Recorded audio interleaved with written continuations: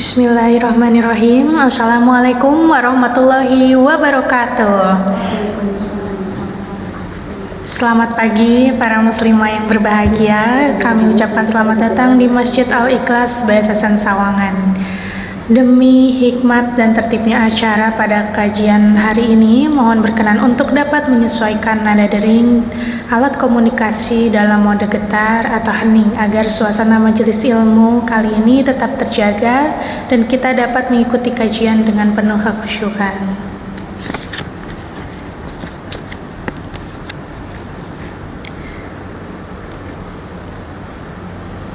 Sebelumnya, izinkan saya untuk menyapa tamu-tamu istimewa yang telah hadir. Yang terhormat, pemateri kita pada hari ini, Ustazah Isma Musana, SAG MPD. Selamat pagi, Ustazah. Kemudian yang kami hormati para pengurus dan anggota DKM Masjid Al-Ikhlas Sawangan, juga para pegawai yang hadir secara luring maupun daring. Alhamdulillahirrahmanirrahim, puji syukur kita panjatkan kehadirat Allah Subhanahu wa Ta'ala yang telah melimpahkan rahmat dan karunia-Nya kepada kita semua, sehingga pada pagi hari ini kita dapat berkumpul dalam majelis ilmu yang penuh keberkahan. Salawat serta salam semoga senantiasa tercurah kepada junjungan kita Nabi Muhammad SAW beserta keluarga, kerabat, serta kita umatnya hingga akhir zaman. Ibu-ibu jamaah yang dimuliakan oleh Allah, menjelang berakhirnya tahun 1447 Hijriah dan menyambut datangnya tahun baru 1448 Hijriah, marilah kita menjadikan momen ini sebagai waktu yang tepat untuk melakukan muhasabah, mengevaluasi perjalanan, serta menata kembali niat dan langkah dalam beribadah. Semoga melalui kajian pagi hari ini kita dapat mengambil hikmah dan pelajaran berharga untuk menjadi pribadi yang lebih baik, meningkatkan kualitas ibadah, serta memperkuat keimanan dan ketakwaan kita di tahun yang akan datang ini. Oleh karena itu, kami ucapkan selamat datang pada kajian Muslimah BSSN dalam rangka menyambut Tahun Baru Islam 1448 Hijriah dengan tema evaluasi diri di akhir tahun, memperbaiki ibadah, dan memperdalam iman. Kajian ini merupakan kegiatan yang diselenggarakan oleh pengurus DKM Masjid Al-Ikhlas BSSN sebagai sarana mempererat ukhuwah sekaligus menambah ilmu dan inspirasi bagi kita semua dalam menjalani tahun baru yang lebih bermakna.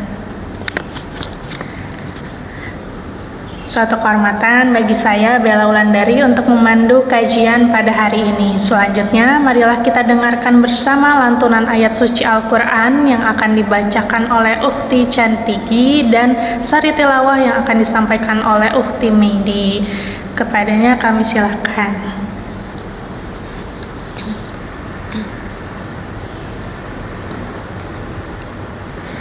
A'udzubillahi minasyaitonirrajim. Bismillahirrahmanirrahim.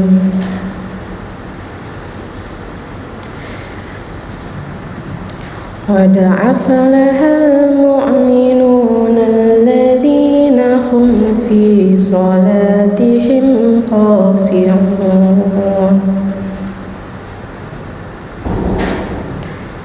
walladzina hum 'anil laghwi mu'ridun walladzina hum lizzakati fa'ilun walladzina hum li furujihim hafidun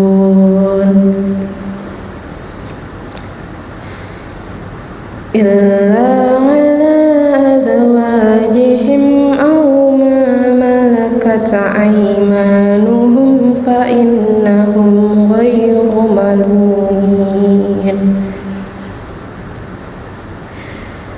faman ibtagha wara'a dhalika fa ulaika humul adun walladzina hum li amanatihim wa ahdihim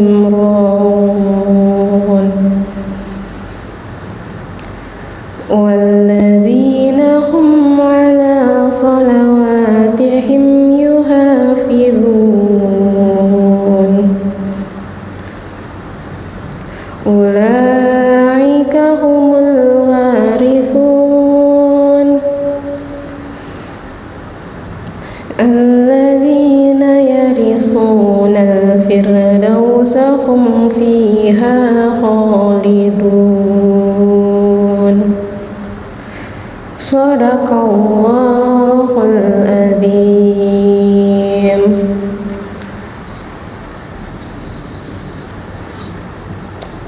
Aku berlindung kepada Allah dari godaan syaitan yang terkutuk. Dengan nama Allah yang Maha Pengasih, Maha Penyayang.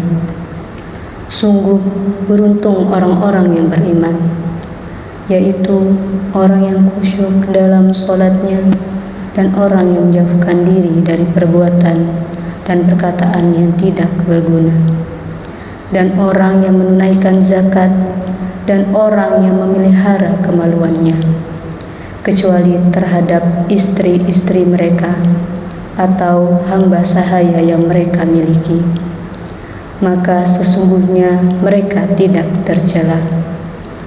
Tetapi barang siapa mencari di balik itu zina dan sebagainya, maka mereka itulah orang-orang yang melampaui batas. Dan sungguh beruntung orang-orang yang memelihara amanat-amanat dan janjinya, serta orang yang memelihara sholatnya, mereka itulah orang yang akan mewarisi, yakni yang akan mewarisi surga Firdaus. Mereka kekal di dalamnya. Maha benar Allah yang Maha Agung.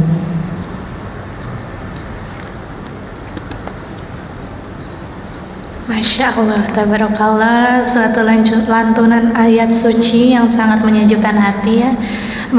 Ibu-ibu yang dirahmati Allah, selanjutnya marilah kita masuk kepada inti acara kita pada hari ini untuk bersama-sama menyimak penyampaian materi kajian yang akan disampaikan oleh Ustazah Isma Mohsano SAG MPD. Kepada Ustazah kami silakan.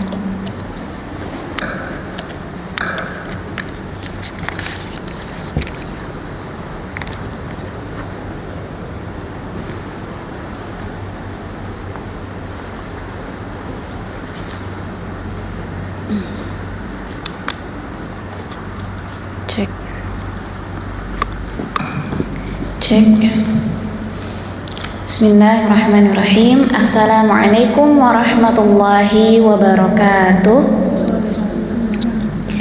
Innal hamdalillah nahmaduhu wa nasta'inuhu wa nastaghfiruh wa na'udzu billahi min syururi anfusina wa min sayyiati a'malina may yahdihillahu fala mudhillalah wa may yudlil fala hadiyalah.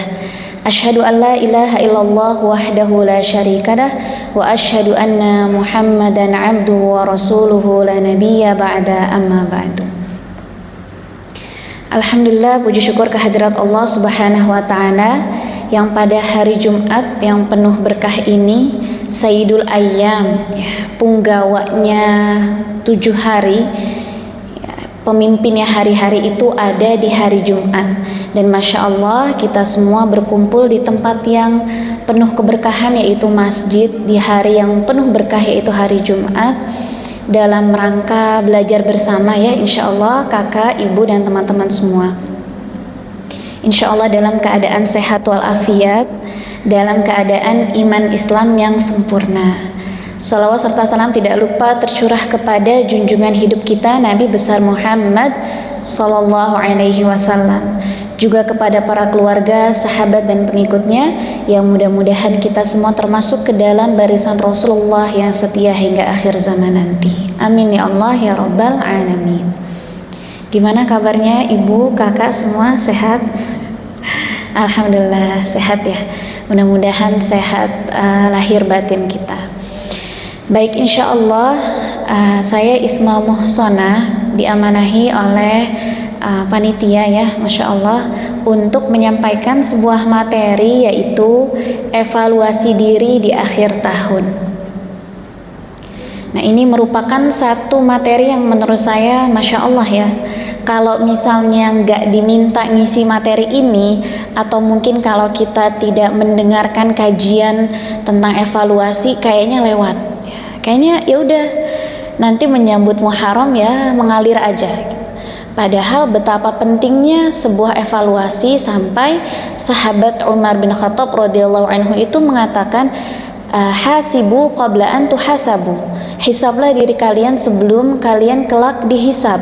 Ya. Untuk apa kita menghisab? Untuk apa kita mengevaluasi diri kita? Agar kita tahu nih apa yang salah selama 1 tahun kemarin, apa yang kurang selama 1 tahun kemarin, dan kita perbaiki untuk waktu yang akan datang. Maka evaluasi diri di akhir tahun ini demi memperbaiki ibadah kita, demi memperdalam keimanan kita. Kenapa harus memperbaiki ibadah, memperbaiki iman kita? Ya karena kata Rasul Shallallahu Alaihi Wasallam, iman seorang mukmin itu seperti baju. Ya, dia bisa usang juga, dia bisa lapuk juga, dia bisa berubah warna yang tadinya indah, cerah ya, menjadi pudar. Maka sudah selayaknya iman kita terus diperbaharui. Dengan apa? Dengan kita mengevaluasi diri kita.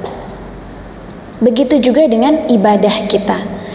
Kalau misalnya kita bertanya, ya, untuk apa sih saya kerja? Untuk apa saya capek-capek misalnya ngurus rumah? Untuk apa saya capek-capek berbakti sama orang tua atau sama suami, ngurus anak dan seterusnya? Ya karena begitulah Allah memerintahkan kita. Wa ma khalaqtul jinna wal insa illa liya'budun, kata Allah. Ya, tidaklah aku menciptakan jin dan manusia kecuali untuk beribadah. Ya. Jadi kakak dan ibu semua, kita semua menyadari bahwa oh iya, keberadaan saya di muka bumi ini untuk beribadah kepada Allah. Nah, jadi sudah menjadi sebuah keniscayaan untuk kita terus memperbaiki kualitas ibadah kita. Karena tadi Allah gak menciptakan kita untuk apapun kecuali untuk beribadah. Dan kata para mufassir, liya'budun di sana maknanya adalah untuk liya'arafu, untuk mengenal Allah. Kalau kita nggak kenal Allah, kita nggak tahu. Iya, ibadah saya buat Allah, tapi kita nggak punya kayak apa ya, alasan kuat untuk mendorong kita. Kenapa harus ibadah? Ya karena Allah, terus apa? Tapi kalau kita mengenal Allah, bahwa betapapun kita melakukan dosa, betapapun kita lupa, kita balik nih sama Allah, Allah terima kita. Enggak kita kembali sama Allah aja, Allah tetap kan mencurahkan nikmatnya, rahmatnya. Allah tetap kasih kita nafas, Allah tetap kasih kita kaki yang kuat untuk berjalan. Allah tetap menghadirkan keluarga di sekitar kita. Oh ternyata itulah Allah, begitulah Allah yang tanpa diminta tetap mencurahkan nikmat dan kasih sayangnya. Gimana kalau kita minta? Apalagi kalau kita mendekat kepada Allah. Oke, boleh next Kak? Maka untuk kita mengevaluasi diri kita di akhir tahun ini, sebagaimana yang tadi sudah kakak-kakak bacakan ya di dalam Quran surah Al-Mu'minun. Kenapa saya mengambil surah Al-Mu'minun? Karena disinilah akan tergambar bagaimana sih sosok seorang pemenang, tapi bukan di mata manusia. Di mata siapa? Di mata Allah. Apa kata Allah? Saya bacakan kembali. A'udzu billahi minasyaitonir rajim. Bismillahirrahmanirrahim. Qad aflahal mu'minun alladzina hum fi salatihim khashi'un walladzina hum 'anil lagwi mu'ridun walladzina hum lizzakati fa'ilun walladzina hum li furujihim hafizun illa 'ala azwajihim aw ma malakat aymanuhum fa innahum ghairu malumin faman ibtagha wara'a dzalika fa ulaika humul 'adun walladzina hum li amanatihim wa ahdihim ra'un walladzina hum ala salawatihim yuhafizun ulaika humul warithun alladzina yarisuna al-firdausa hum fiha khalidun. Maka di surah Al-Mu'minun ini kita mengetahui ternyata Allah itu sudah menentukan para pemenangnya, sudah menentukan orang-orang yang berhasil berkhidmah kepada Allah, berkhidmah kepada Al-Quran, berhasil mengisi hari-hari mereka selama 1 tahun ini dengan hal-hal yang sudah Allah tentukan. Nah, apa saja ya ciri-ciri atau hal-hal yang bisa menjadikan seseorang itu menjadi pemenang? Nah, coba kita lanjutkan.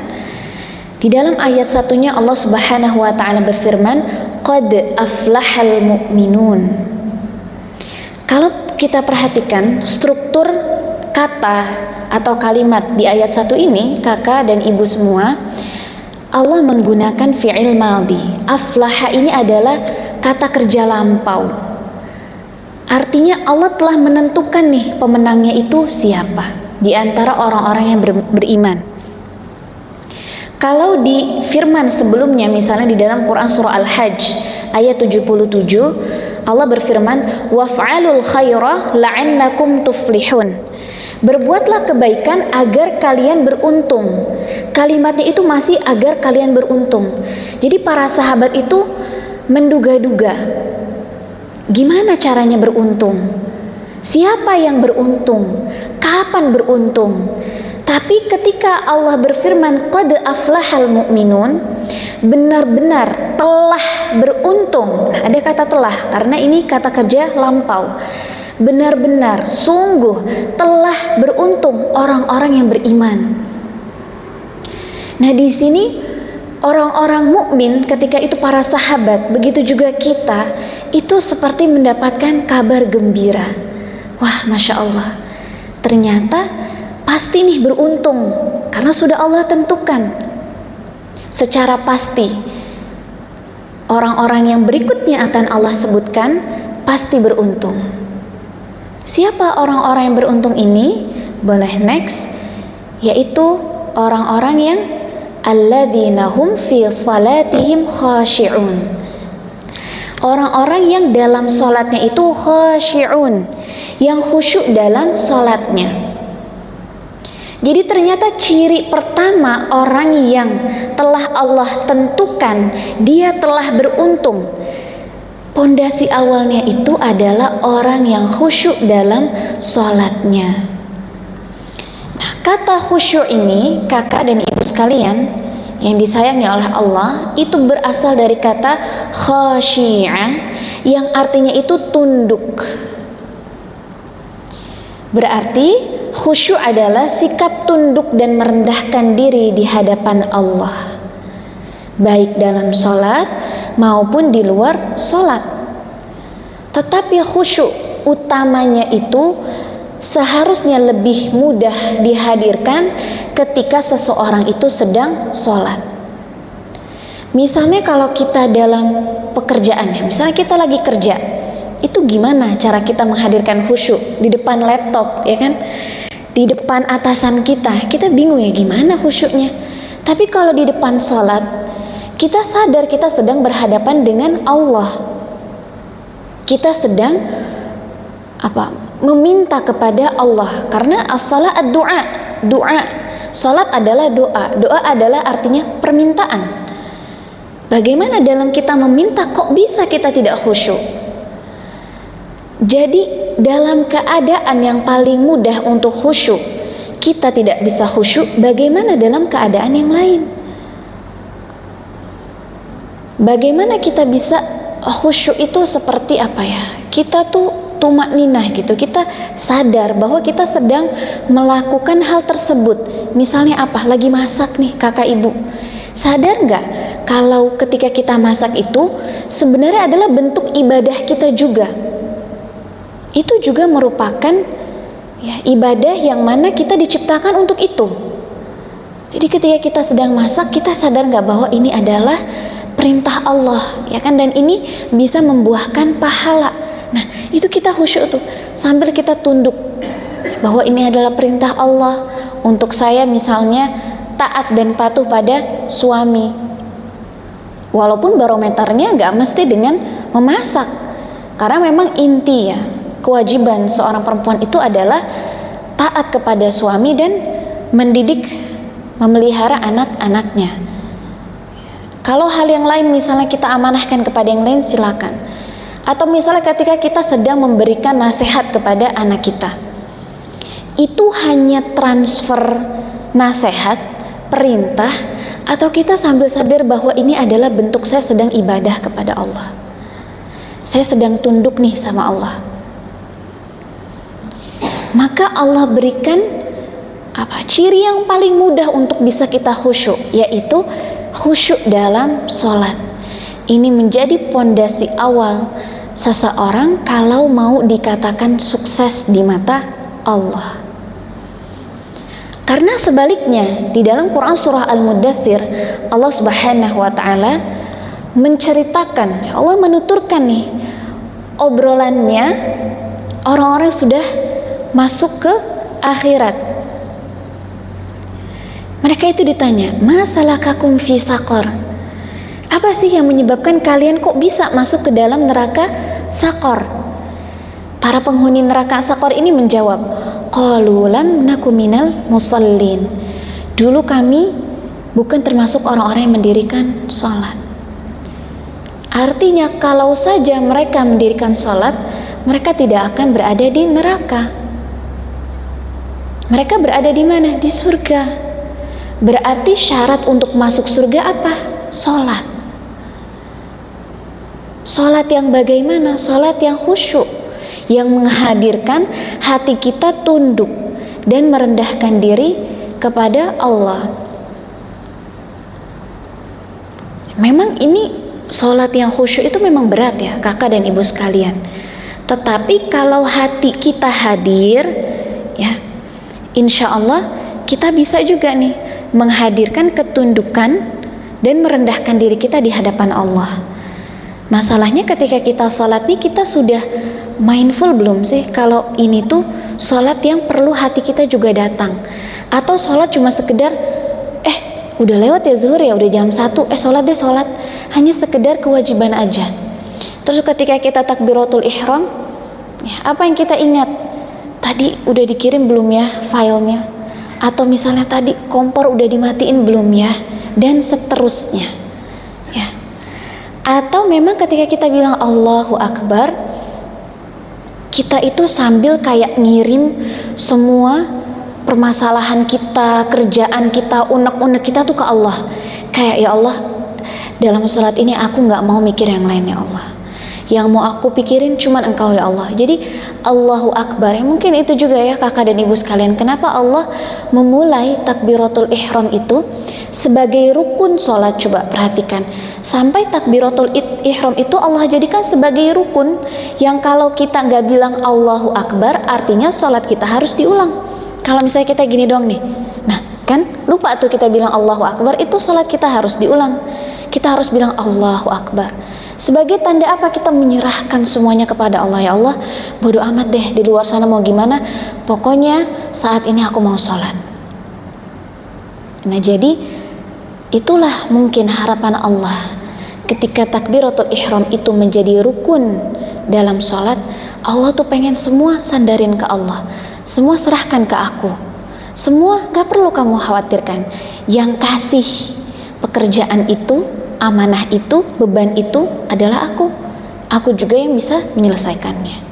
Oke, boleh next kak. Kemudian walladzina hum 'anil lagwi mu'ridun. Di ayat berikutnya Allah berikan ciri-ciri berikutnya, yaitu apa? Yang mau menghindari al-lagw. Al-lagw di sini apa? Al-kalamul batil, atau perkataan yang tidak bermanfaat, atau batil itu lawannya hak. Hak itu benar, berarti batil itu apakah? Apa Ibu? Bohong ya, atau tidak ada gunanya. Nah, namun tentu saja di ayat ini tidak terbatas pada ucapan, karena Allah menggunakan kata mu'ridun, artinya berpaling. Apa yang berpaling? Perhatian kita terhadap misalnya tontonan yang tidak bermanfaat ya.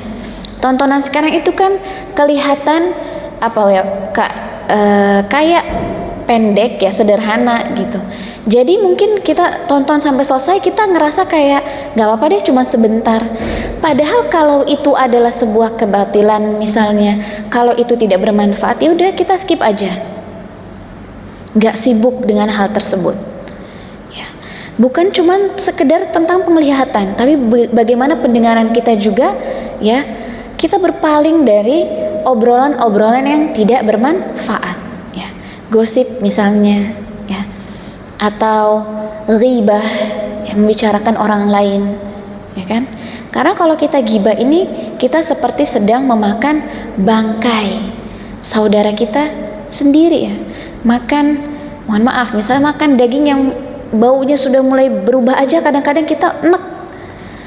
Apalagi ya, ketika kita ghibah itu artinya kita sedang memakan bangkai saudara kita sendiri, wal'iyadzubillah.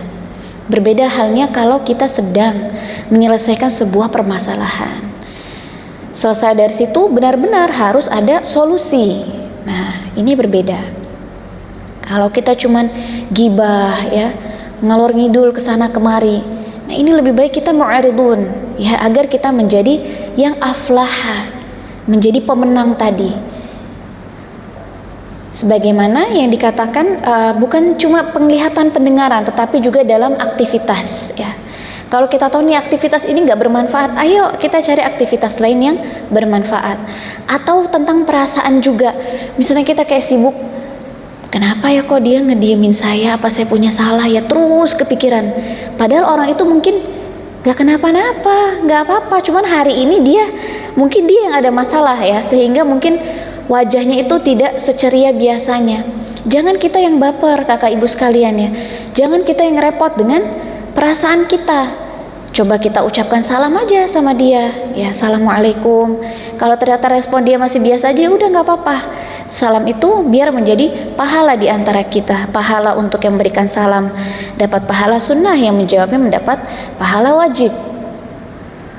Atau perasaan apa misalnya sama pasangan kita atau anak-anak kita, kesel gitu ya, anak melakukan kesalahan, kenapa nih anak gak minta maaf? Ya udah, daripada kita sibuk dengan perasaan kita, kita bilang, nak kamu tuh tadi melakukan ini ya, ibu tuh kesel banget gitu, disampaikan aja. Pasti anak kita juga kalau dia sadar, kalau dia tahu, dia minta maaf. Atau begitu juga dengan suami kita ya, daripada kita cuekin ya, gak paham kesana kemari gitu, kita melayaninya juga dengan kesal, ya kita sampaikan aja ketidaknyamanan perasaan kita. Tapi jangan kemudian kita rewel, misalnya sudah kita sampaikan tapi kita maunya memaksakan kehendak kita ya. Boleh jadi pasangan kita juga memiliki keinginan juga. Nah, jadi memang itu soal ego juga. Mudah-mudahan ketika kita memahami ayat ini, kakak dan ibu sekalian, kita bisa melatih ego kita bisa melatih perasaan kita. Orang lain, saya punya harapan, tapi mungkin orang lain juga punya harapan. Ya udah, untuk sekarang saya mengalah aja, misalnya seperti itu. Sebagaimana yang dikatakan juga oleh Ibnu Ashur, ya, siapa yang terbiasa khusyuk kepada Allah, dia pasti akan menjauhi perkataan dusta dan kebatilan. Tapi kalau tadi pondasi awalnya aja kita sudah goyang, nah mungkin kita akan mudah terbawa hal-hal yang batil, kebohongan, hoax ya, atau misalnya aktivitas yang tidak bermanfaat. Kita akan sibuk dengan perasaan kita, kayaknya perasaannya itu sedih melulu, mau tidur aja susah ya bu ya. Kan saya pernah mengalami itu, karena perasaan itu tidur aja susah. Akhirnya saya istighfar, ya Allah, mungkin itu hanya perasaan saya istighfar. Mudah-mudahan nanti ketemu orang itu bisa saya pastikan apakah benar ya saya punya salah dengan dia atau tidak, ya udah kita minta maaf. Ya terlepas nanti dia mau maafkan atau tidak, ya sudah. Kita ingat kembali pembahasan kita di waktu yang lalu. Tidak akan Allah berikan apapun kepada orang yang memaafkan, orang yang meminta maaf, kecuali akan Allah berikan kemuliaan. Jadi kita banyak minta maaf tuh nggak apa-apa. Allah akan terus menambahkan kemuliaan untuk kita. Boleh next Kak? Kemudian ciri-ciri berikutnya adalah walladzina hum lizzakati fa'ilun. Ciri-ciri orang yang menang berikutnya adalah orang-orang yang menunaikan zakat. Fa'ilun di sini itu bukan sekedar menunaikan aja gitu, enggak. Tetapi orang-orang yang memang dengan kesungguhan, inisiatif, tindakan nyata, semangat berbuat kebaikan, semangat menunaikan zakat. Dan zakat ini bukan cuma sekedar yang kita lakukan misalnya zakat fitrah gitu ya Kak, Ibu sekalian, enggak. Tapi zakat itu secara bahasa dia itu maknanya adalah at-tathhir. Ma makna tathhir? Tathhir adalah penyucian. Ya. Jadi bagaimana kita juga mensucikan bukan soal harta kita, tetapi hati kita, jiwa kita, ya. Kita sucikan harta kita dengan bersedekah, berzakat, ya. Menyucikan hati kita dengan banyak beristighfar, husnuzon, ya, memaafkan, meminta maaf, ya. Jadi lizakati fa'ilun, yaitu terhadap zakat mereka adalah orang-orang yang aktif melakukannya. Ya. Jadi zakat ini jangan misalnya tunggu orang minta sama kita, tapi kita cari nih, ya. Bagaimana, apakah zakat saya nih, zakat mal saya ini sudah cukup waktunya, bagaimana syarat-syaratnya dan seterusnya. Boleh next Kak?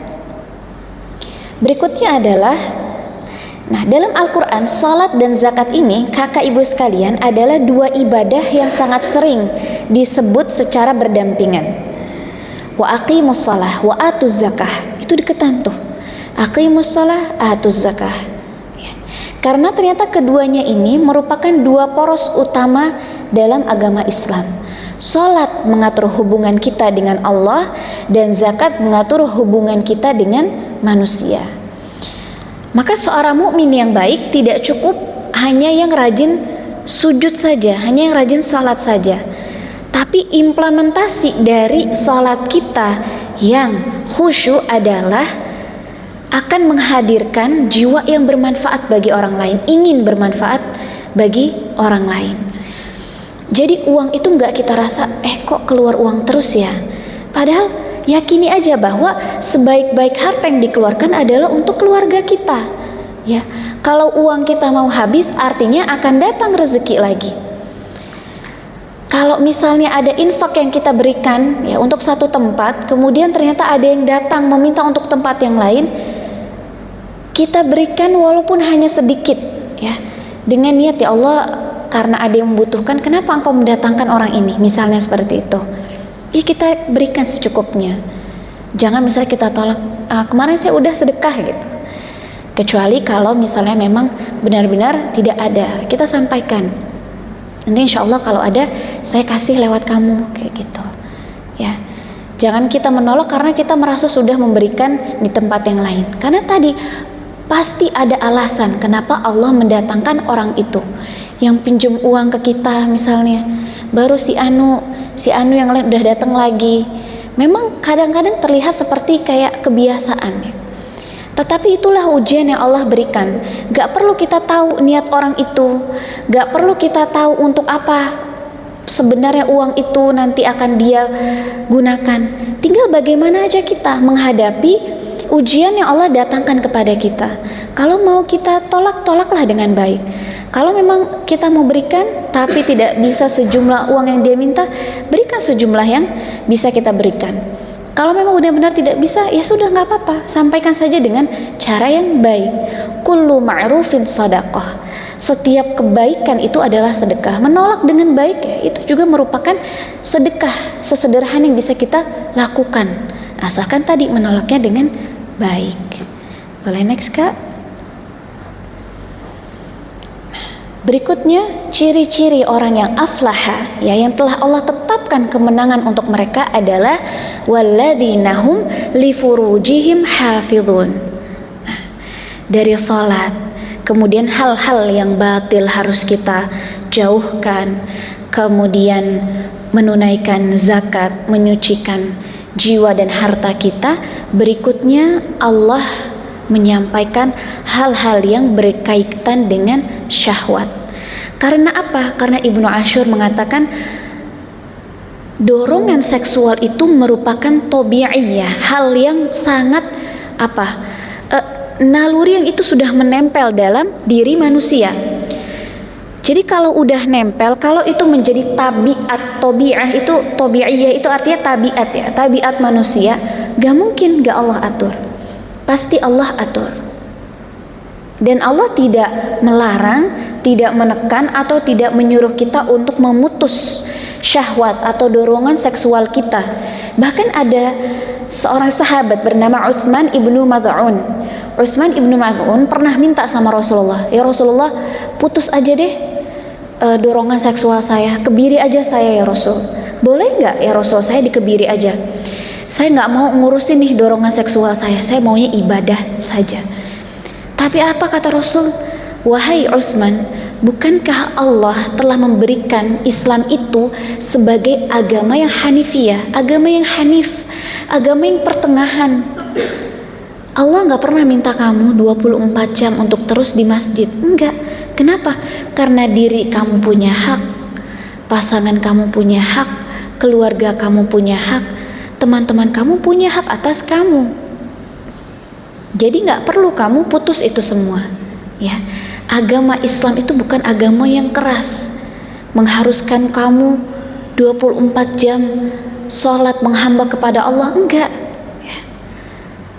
Agama yang pertengahan, ada waktunya kamu beribadah mahdoh, ibadah kamu yang langsung sama Allah, ada waktunya kamu fantasyiru fil ard, ya, menyebar ke seluruh belahan bumi, tapi tetap dalam rangka ibadah kepada Allah. Nah, maka walladzina hum li furujihim hafizun ini menjadi salah satu syarat kalau kita ingin menjadi hamba Allah yang telah Allah tetapkan sebagai seorang pemenang, yaitu orang-orang yang menjaga kemaluannya. Bahkan ya kakak ibu sekalian, ini sekarang ini sedang rame ya di media sosial kita. Mohon maaf ya, beberapa perempuan gitu ya bikin, ya mungkin kakak semua sudah tahu ya, bikin konten itu dia ngambil beberapa produk ya dari supermarket itu dengan judul produknya itu kurang pas ketika disandingkan gitu ya, yang arahnya itu ke arah seksual seperti itu.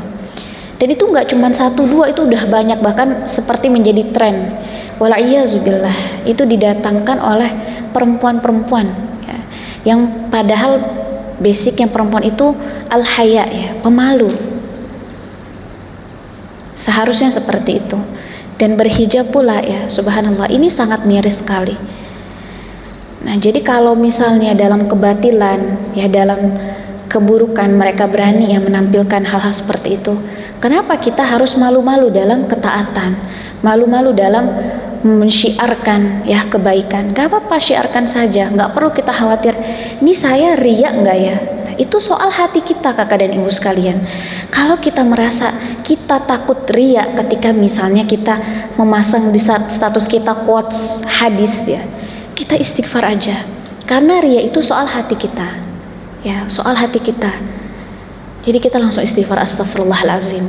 Terus hadisnya gimana? Nggak perlu kita take down ya, karena kita tidak boleh membatalkan amal soleh kita karena takut dianggap sombong, takut dianggap riya. Kita take down, nggak perlu. Yang harus kita lakukan adalah mengistighfari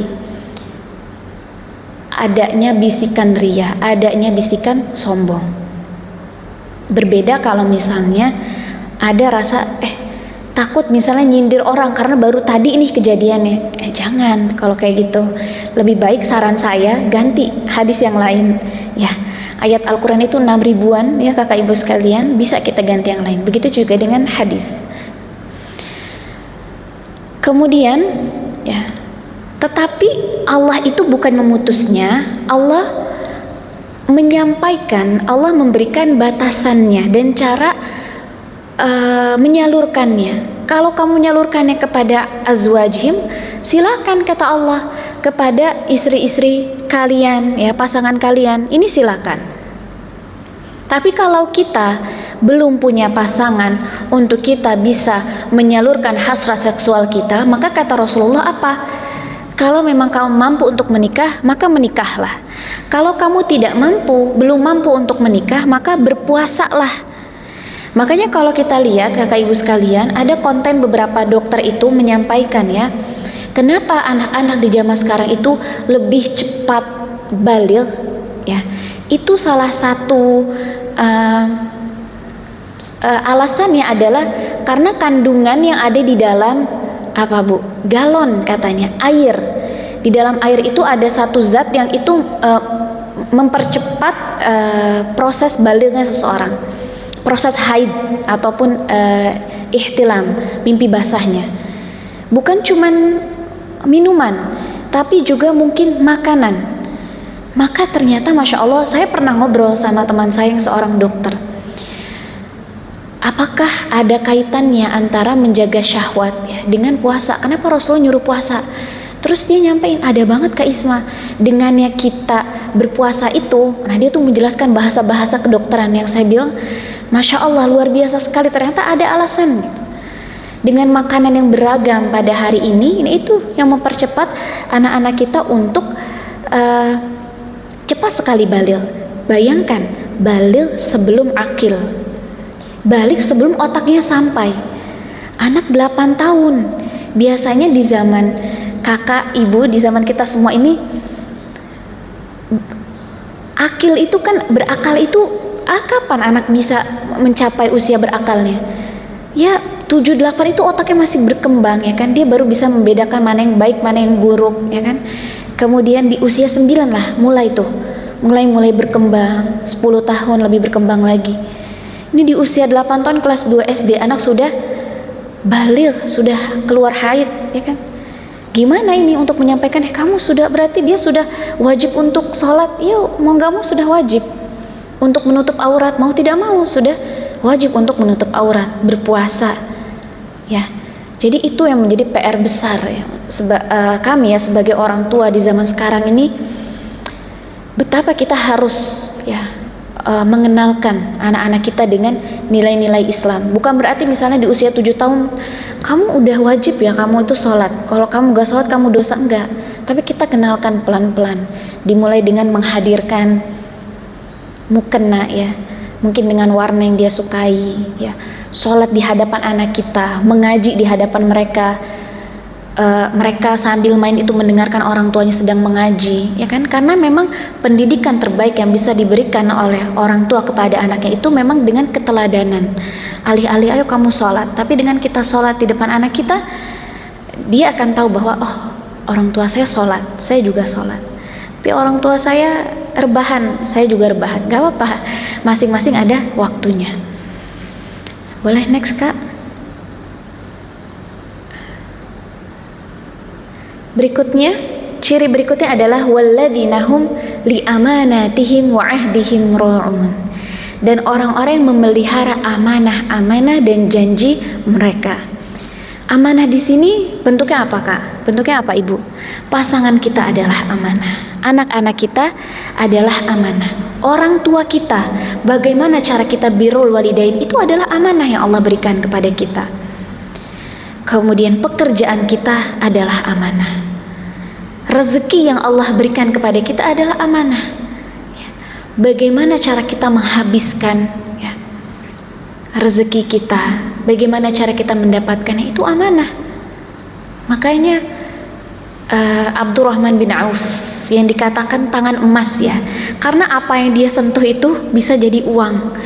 Ketika melihat seorang Mus'ab bin Umair, Mus'ab bin Umair itu kakak dan ibu sekalian adalah sahabat Rasul yang paling rupawan, yang bajunya itu paling indah ya, dari kalangan bangsawan, yang kalau dia itu nyemprotin parfum ke tubuhnya itu dari radius sekian meter itu udah mulai tercium, sampai orang tahu pas nih Mus'ab nih mau lewat nih, wah wanginya udah kemana-mana. Tapi ketika beliau wafat, beliau hanya ditutupi oleh selembar kain kafan, selembar kain yang menutupinya, yang ketika ditarik untuk menutupi kepalanya, kakinya kebuka, ditarik kakinya, bagian kepalanya kebuka. Itu Abdurrahman bin Auf, kakak dan ibu sekalian, itu sampai cemburu. Wahai Mus'ab, dulu kamu itu sangat kaya raya sekali, tapi Allah wafatkan kamu dengan keadaan seperti ini. Masya Allah sekali. Gak perlu lagi ada hisab harta, ya kan? Ya karena lihat peninggalannya, sepeninggalannya cuma kain itu aja. Apa yang mau dihisab? Jadi Abdurrahman bin Auf itu kayak benar-benar bisa membayangkan, wah hisabnya ringan sekali. Hisabnya Mus'ab kayaknya lancar banget nih, ketimbang dengan Abdurrahman bin Auf yang sekali pegang ya semua jadi uang, yang sekali ke pasar ya udah semua jadi punya Abdurrahman bin Auf. Masya Allah. Tetapi bagi orang yang menjalankan amanahnya dengan baik, Masya Allah ya, dia harus menjalankan apa yang Allah berikan kepada dia. Kadang-kadang kita menemukan orang-orang yang kok gampang banget dapat uang, tapi ketika dia amanah, nah ini Masya Allah, ini menjadi keberkahan untuk umat Islam, menjadi izzah, menjadi kebanggaan, menjadi kehormatan tersendiri bagi umat Islam ya. Dia bisa menyedekahkan hartanya untuk pembangunan apa misalnya sekolah, masjid, jembatan ya, Masya Allah sekali. Dulu kami ketika tinggal di Sukabumi itu, kakak dan ibu sekalian, suka sekali dimintai bantuan untuk bikin jembatan ya, yang dimana jembatan itu dilalui oleh misalnya para pedagang lewat situ, anak-anak yang mau ke masjid ya lewat situ ya, yang mau orang-orang mau sholat ke masjid juga lewat situ, minta tolong dibangunkan. Tapi secara kemampuan kami nggak mampu nih untuk punya uang langsung. Tapi ternyata Masya Allah, Allah memberikan kami ide ya untuk menghimpun dana dari teman-teman aja, teman-teman kuliah SMA gitu ya. Siapa nih yang mau ikut wakaf jembatan? Wah Masya Allah, dari situ ke jembatan yang lain dan seterusnya. Jadi luar biasa, orang yang punya uang kemudian dia amanah, itu menjadi kehormatan tersendiri bagi umat Islam. Bahkan Rasul Shallallahu Alaihi Wasallam pernah bersabda, ya, salah satu tanda kerusakan zaman adalah semakin langkanya orang yang amanah. Beliau bersabda, manusia akan saling bermuamalah, berjual beli, ataupun ngobrol gitu ya. Muamalah itu semua hal yang bergulir di antara kita dengan orang-orang di sekitar kita. Mau jual beli, mau obrolan atau apapun. Namun hampir tidak ada yang menunaikan amanah. Hingga dikatakan, ini kata Rasulullah kakak ibu dan sekalian. Apa kata Rasul? Hingga dikatakan di kalangan Bani Fulan ada seorang yang amanah. Bayangkan dalam satu bani ini, satu suku, ada seorang yang amanah, cuma satu orang doang yang amanah.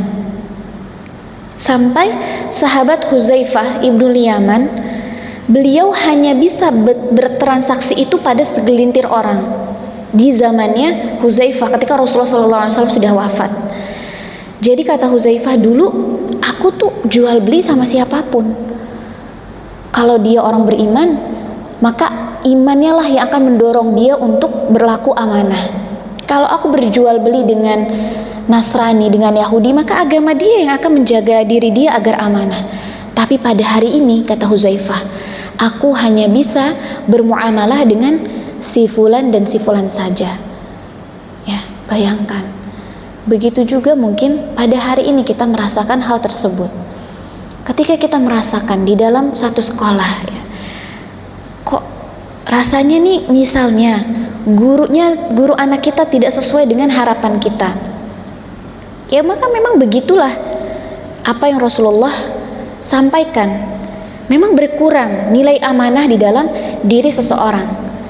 Tetapi ada hal lain ya yang bisa kita kuatkan. Misalnya, kenapa ya kok anak saya susah sekali untuk bisa menerima guru anu ya, misalnya setelah kenaikan kelas. Kita bisa kalau kata orang Jawa tuh kayak tirakat gitu ya kakak ibu sekalian. Apa misalnya? Dengan gak akan lepas untuk tilawah ya, atau amal ibadah lainnya, misalnya sholat sunnah apa gitu ya. Mudah-mudahan dengan ini ya Allah, Engkau melapangkan hati guru anak hamba, melapangkan hati anak hamba agar mudah mendapatkan ilmu. Atau tirakat kita untuk suami kita, itu silakan lakukan. Karena memang tirakat itu kalau dalam bahasa Al-Qur'annya kayak mujahadah. Mujahadah kita itulah yang membuat Allah membuka jalan-jalan kita. Karena kata Allah, walladzina jahadu fina lanahdiyannahum subulana. Barang siapa yang bermujahadah, berjihad di jalanku, kata Allah, lanahdiyannahum, maka benar-benar akan aku tunjukkan, akan aku bukakan subulana, jalan-jalanku. Allah nggak bilang sabil, nggak cuma satu jalan, tapi subul, banyak jalan akan Allah bukakan. Kesulitan apa? Dalam keluarga, misalnya kita sebagai seorang anak dengan orang tua kita, ya, dengan jihad kita, mujahadah kita, apa upaya kita, ya, akan Allah bukakan jalannya. Dalam pekerjaan kita ada kesulitan, Allah bukakan jalannya, dan seterusnya. Maka mudah-mudahan dengannya kita berupaya untuk menjaga amanah yang Allah berikan kepada kita, Allah tetapkan kita sebagai seorang pemenang. Boleh next Kak? Setelah tadi di ayat kedua ya, Allah menjelaskan pondasi awalnya adalah khusyuk dalam salat. Nah, Allah tutup juga dengan urusan salat lagi, kakak dan ibu sekalian. Apa kata Allah? Walladzina hum ala sholawatihim yuhafizun. Dan orang-orang yang terhadap salat-salat mereka ini yuhafizun, mereka menjaganya. Mereka konsisten. Dengan apa? Dengan kekhusyuannya, dengan waktu salatnya, dengan memperindah wudunya. Ya, kadang-kadang kan kita ada ya wudu yang kayak buru-buru gitu, wudu yang kita rasa kayaknya tadi wudunya nggak afdol gitu ya. Tetapi mudah-mudahan dengan ya kita mengingat ayat ini, yuhafizun, ya, kita selalu khusyuk ketika kita berwudu.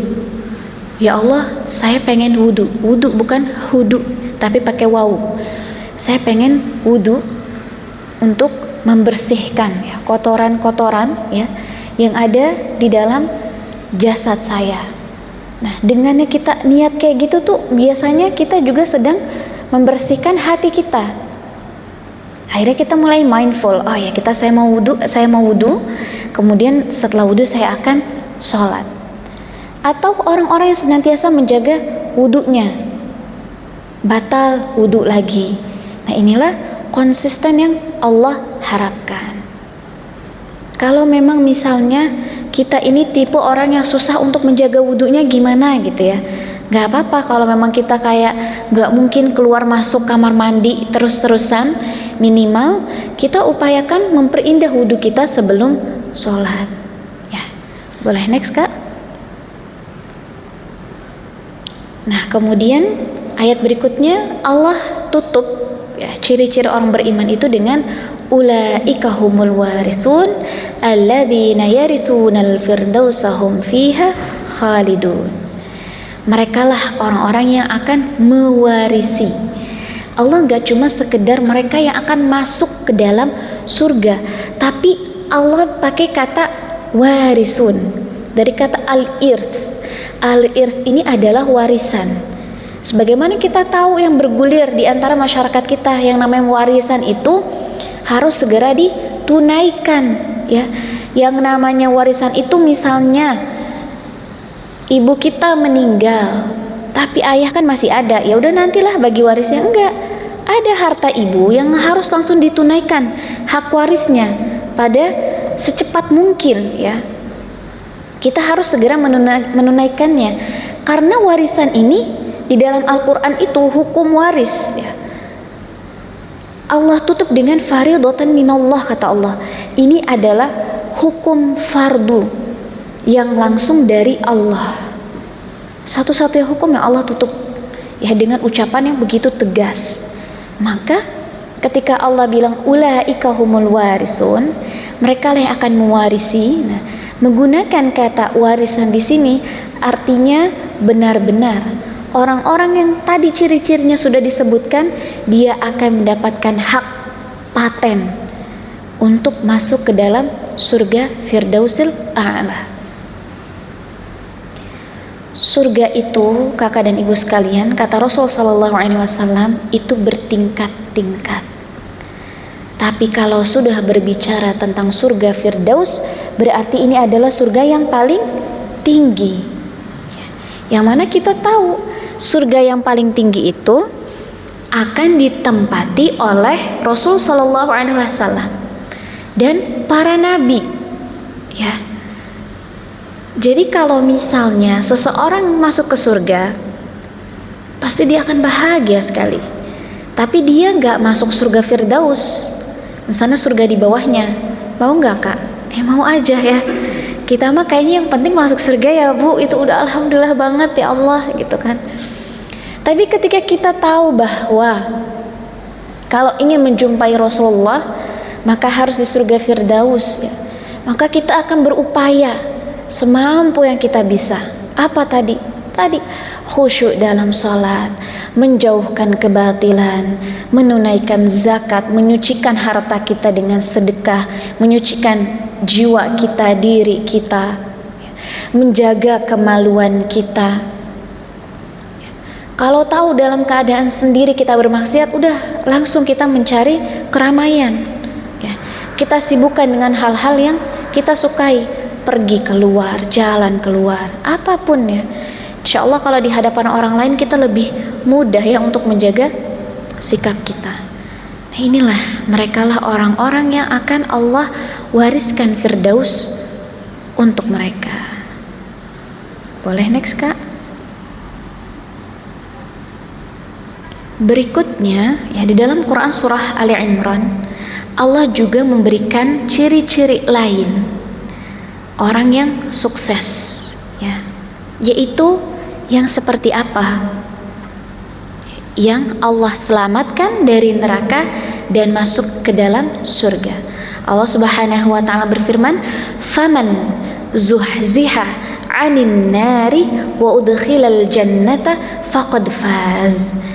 Allah di sini bukan berkata barang siapa yang ditarik keluar dari neraka, enggak, tapi Allah katakan zuhziha itu secara fi'ilnya kakak dan ibu sekalian itu kayak sebuah proses. Maka manusia itu ketika dirinya condong melakukan keburukan, condong ke neraka, itu adalah hal yang wajar sekali. Tapi kemudian dia tarik lagi diri dia istighfar, mohon ampun kepada Allah, kembali lagi. Itu zuhziha, kayak udah ketarik balik lagi, ketarik balik lagi. Artinya proses yang bergulir dalam kehidupan kita itu adalah sangat manusiawi sekali. Tapi bagaimana kita konsisten dengan istighfar kita, ya, berjanji kepada Allah untuk tidak jatuh ke dalam kemaksiatan itu lagi. Setiap kita ingat kemaksiatan itu, kita menangis ya, karena kebodohan yang kita lakukan. Itu zuhziha. Jadi bukan berarti orang itu jauh sekali dari neraka, enggak. Zuhziha memang sebuah proses. Kelak mereka yang akan Allah masukkan ke dalam surga, dan mereka lah orang-orang yang menang. Boleh next kak?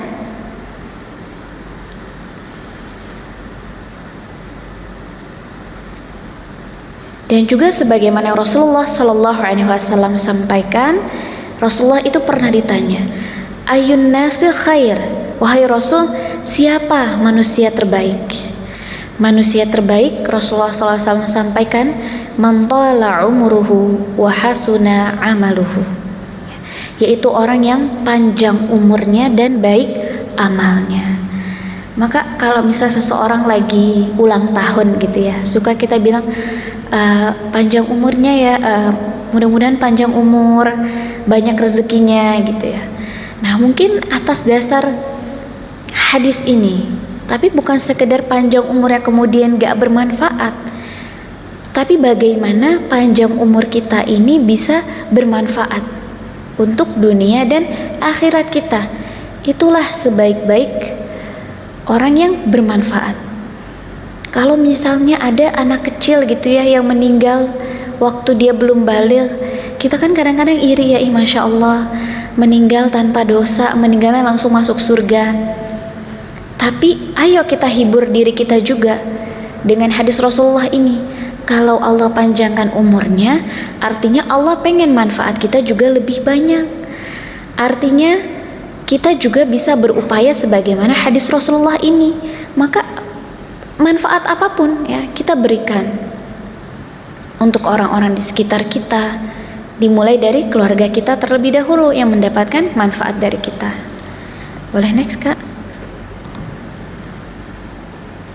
Maka kemudian setelah tadi kita merapalkan ya ciri-ciri orang yang sukses, ciri-ciri orang yang akan mewariskan surga Firdaus, waktunya kita evaluasi, waktunya kita bertanya, menghisap diri kita. Sudahkah kita mengupayakan semua amal-amal tersebut selama 1 tahun kemarin? Alhamdulillah, dalam obrolan ini kita masih berada di dalam bulan Zulhijjah, yang mana bulan Zulhijjah ini kakak dan ibu sekalian merupakan salah satu dari 4 bulan haram. Bulan haram ini kakak dan ibu sekalian adalah bulan yang paling Allah muliakan, yang ketika kita beramal solih di bulan haram ini, pahalanya akan Allah lipat gandakan. Begitu juga ketika kita melakukan kemaksiatan. Makanya di dalam Al-Quran Allah berfirman, "Fala tazlimu fihinna anfusakum." Maka di dalam 4 bulan haram ini, jangan kalian zalimi diri kalian sendiri dengan melakukan kemaksiatan. Kenapa? Karena dosanya akan Allah lipat gandakan juga. Nah, kita sedang berada di bulan haram. 2 pekan lagi, insya Allah kita akan masuk ke dalam bulan Muharram. Setelah bulan Muharram itu berlalu, maka tidak akan kita temui lagi bulan haram sampai nanti di bulan Rajab. Maka ayo kakak dan ibu sekalian, mumpung kita sedang di bulan haram, yang mana di bulan inilah pahala akan Allah lipat gandakan, kita bersungguh-sungguh lagi untuk sholat lebih khusyuk, untuk mensucikan harta kita, untuk menjauhkan aktivitas tangan kita, pendengaran kita, lisan kita dari hal-hal yang tidak bermanfaat, untuk menjaga kemaluan kita, untuk lebih memperhatikan waktu sholat, cara berwudu kita.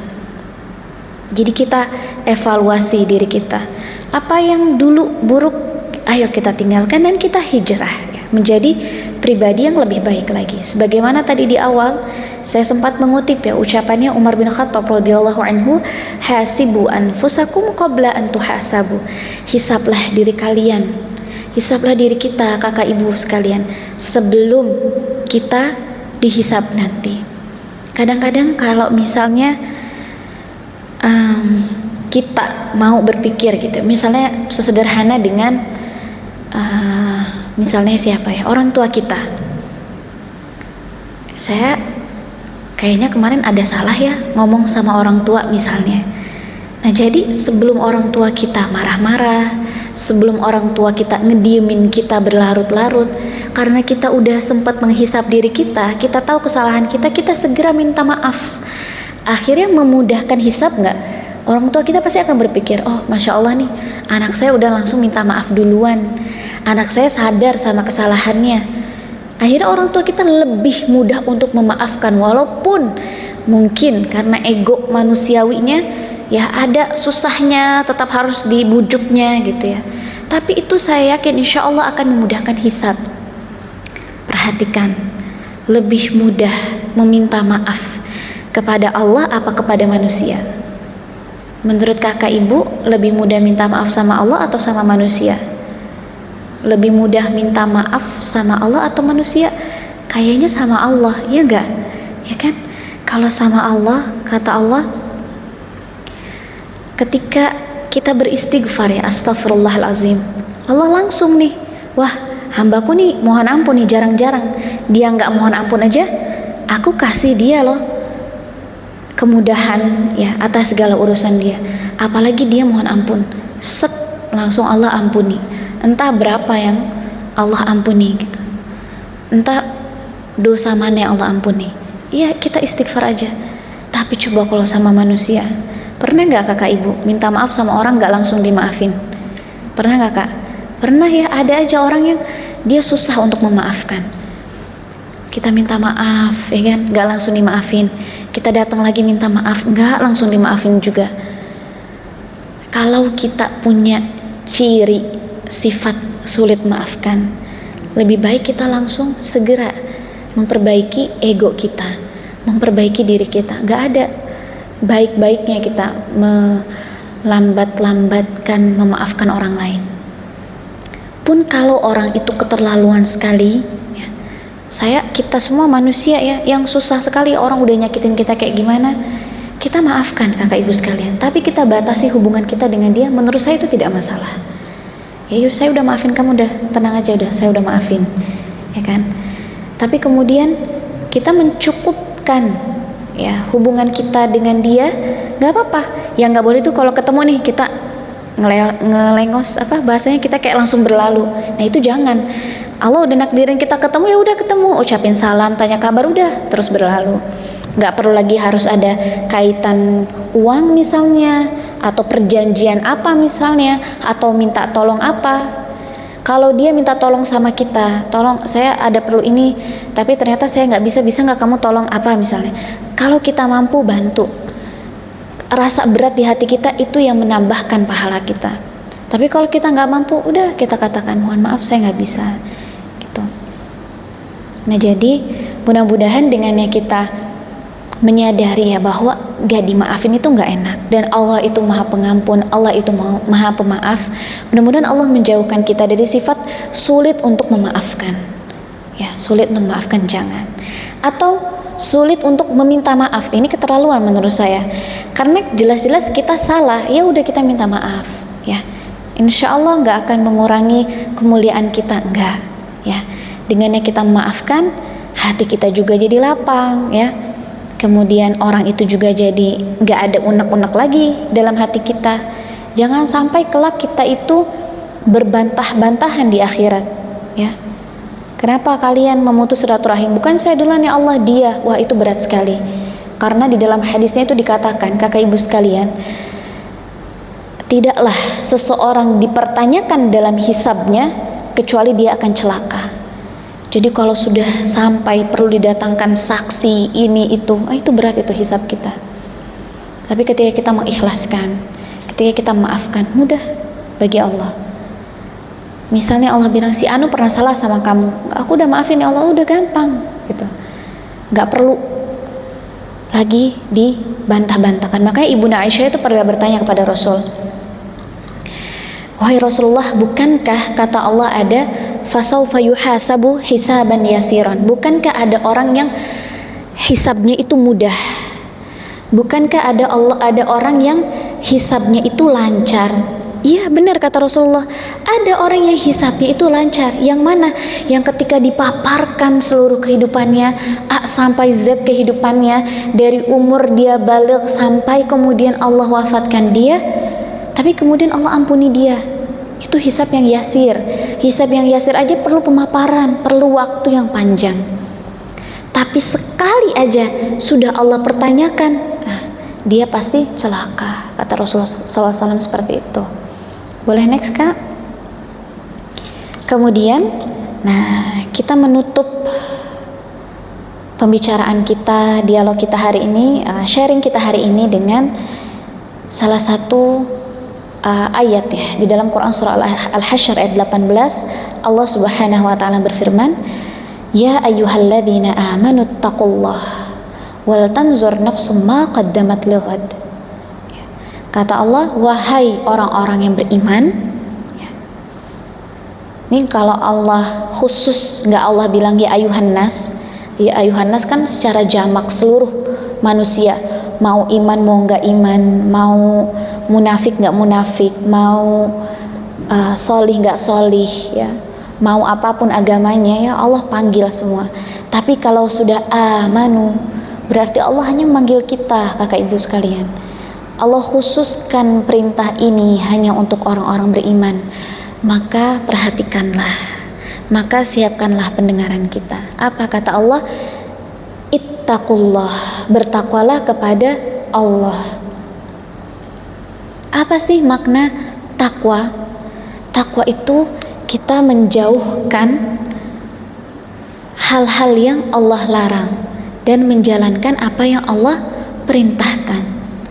Dan takwa itu, kalau kata Umar bin Khattab radhiyallahu anhu, ya, sepertinya pernah kita bahas juga, takwa itu seperti kita sedang berjalan di jalan yang penuh dengan duri. Pasti kita akan berupaya bagaimana caranya agar baju kita, gamis kita, pakaian kita itu tidak tersangkut di duri itu. Gimana kita jalan, Bu? Pasti pelan-pelan, ya kan? Ke kiri, ke kanan, tapi jangan terlalu kanan, nanti kena gitu. Sehati-hati itu takwa. Kalau kita misalnya tahu ini, kalau saya lakukan ini mungkin baik, mungkin menurut orang biasa aja, tapi sebenarnya ini melukai, ya, misalnya melukai batasan saya, ya udah jangan.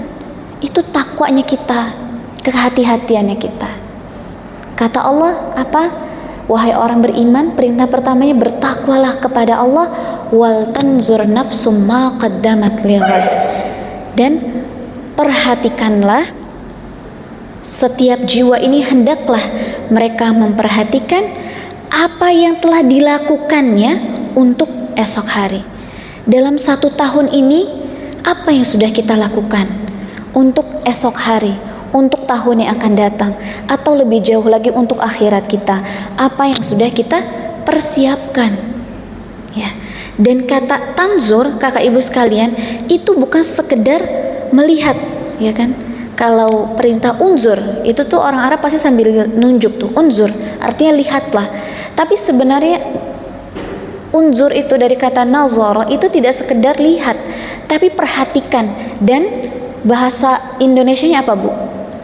Nazara itu nalar, ya kan?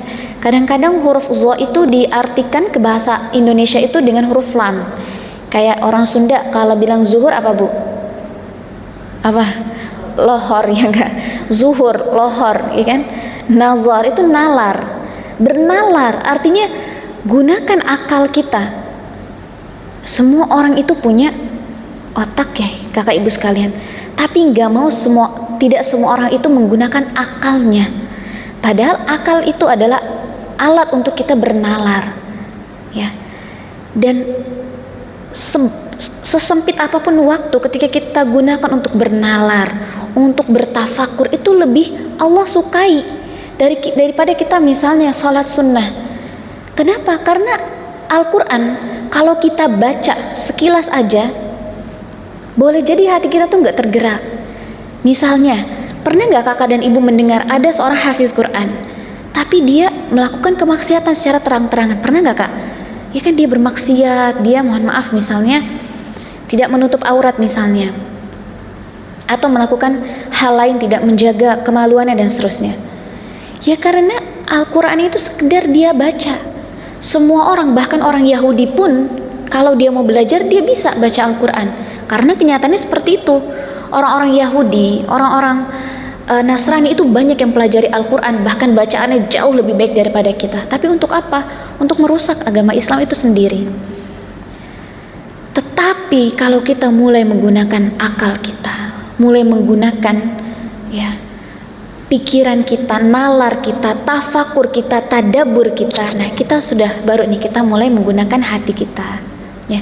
Kita mulai mengajak hati kita untuk berpikir. Jadi kita ajak akal kita berpikir, apa sih yang sudah kita siapkan?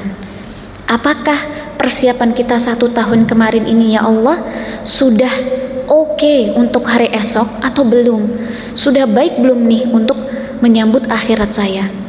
Kalau belum, ayo kita istighfari hari ini, kita beristighfar pada hari ini dan kita perbaiki amal soleh kita mulai dari hari ini dan untuk waktu-waktu yang akan datang. Menyesali apa yang sudah berlalu, ya itu bagian dari iman kita. Tapi kalau menyesal dan hanya misalnya hanya sibuk, misalnya hanya berlarut-larut dengan kubangan penyesalan, ini bermasalah.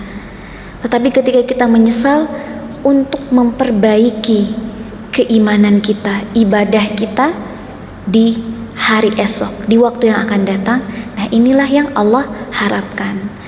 Maka wahai orang-orang yang beriman, bertakwalah kepada Allah dan hendaklah setiap jiwa memperhatikan apa yang telah dia siapkan untuk esok hari.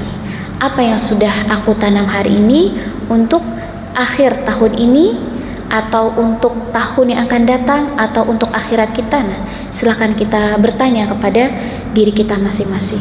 Sudah baikkah atau belum? Kalau belum, mari kita istighfari dan kita jadikan ya amal kita jauh lebih baik lagi di waktu yang akan datang. Mungkin itu saja dari saya, kakak ibu sekalian. Saya tutup sementara. Billahi taufiq wal hidayah. Wassalamualaikum warahmatullahi wabarakatuh. Waalaikumsalam warahmatullahi wabarakatuh. Masya Allah, tabarakallah. Syukran Ustazah atas penyampaian yang diberikan. Sangat mencerahkan dan penuh inspirasi. Semoga apa yang disampaikan dapat menjadi bekal kita untuk menjalani bulan Muharram yang lebih baik. Amin amin ya rabbal alamin. Selanjutnya kita buka sesi tanya jawab. Kami persilakan kepada ibu-ibu yang hadir secara langsung, baik melalui Zoom meeting juga, untuk dapat melontarkan pertanyaannya kepada Ustazah.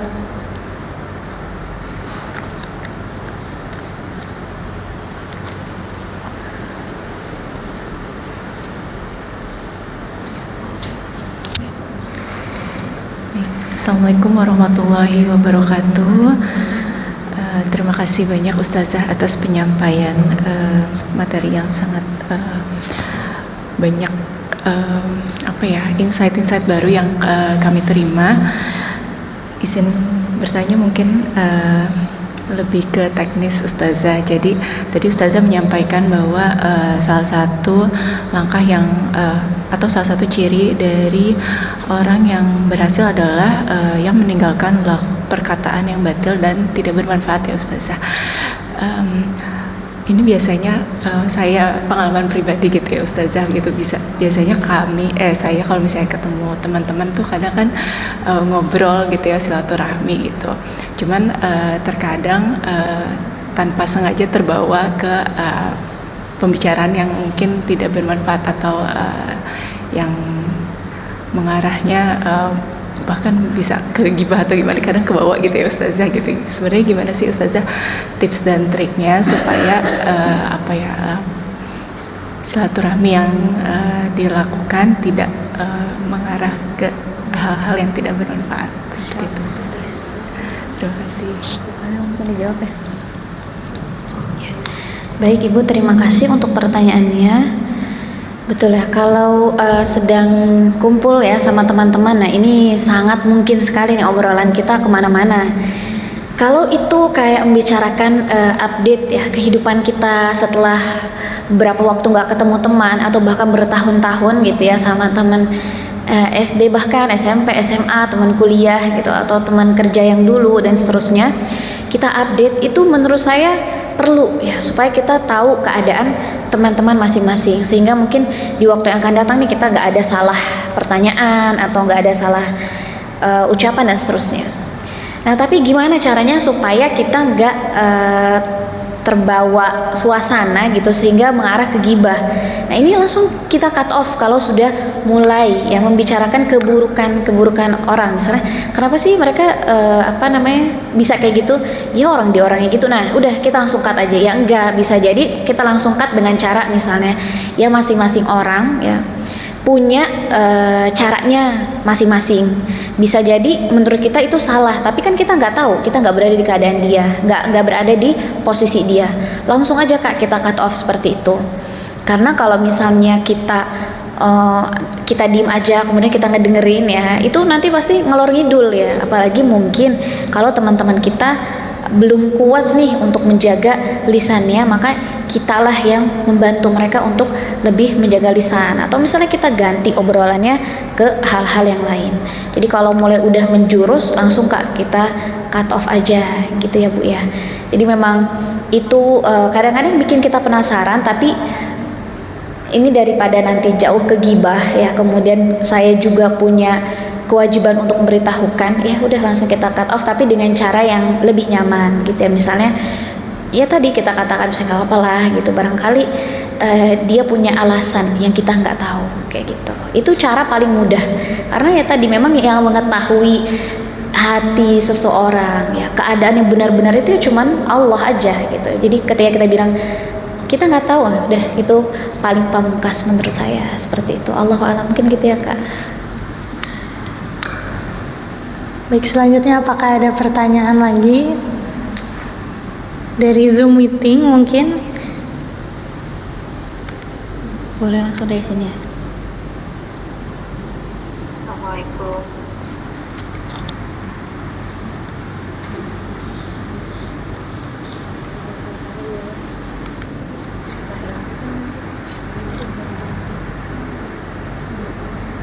Ya.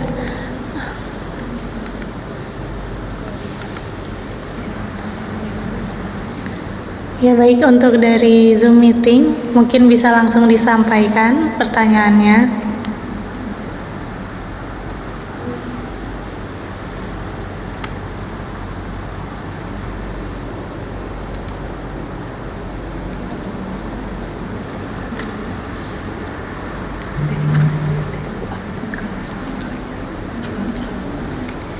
Bu Anton Martin, dipersilakan sudah raise hand ya dari tadi. Ibu boleh dibuka mic-nya.